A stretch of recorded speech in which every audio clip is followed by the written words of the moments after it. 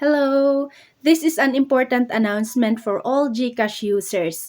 So recently napansin niyo po siguro na may madaming nag-e-error na transactions.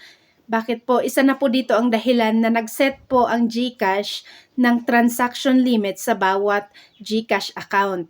Bakit po? Para daw po maiwasan ang vote buying. So kailan ito magtatapos?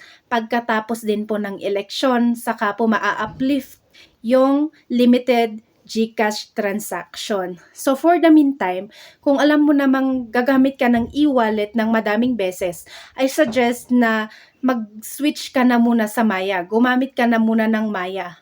So download Maya account now using the link above or on the comment section. And if you want to get free 50 pesos upon registration, you can input the code on the caption or yung nasa comment section. So kapag nakatulong po ang video ito sa inyo, sapat na po sa akin ang pag-follow at pag-subscribe. Maraming salamat po. Bye-bye!